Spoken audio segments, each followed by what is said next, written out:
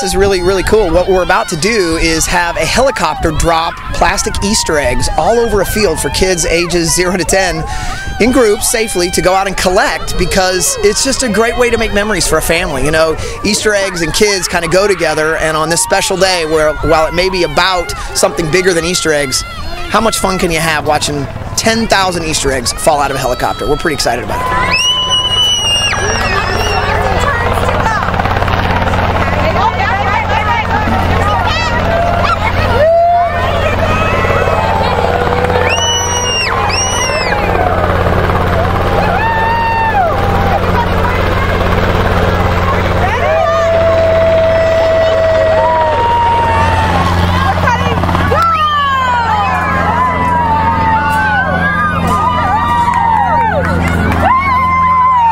My name's David Payne. I'm the pastor of Lifesong Church in Sutton, Massachusetts, and we're about a 6.5-year-old church that is just touching, reaching lives all over this area and building community together. It's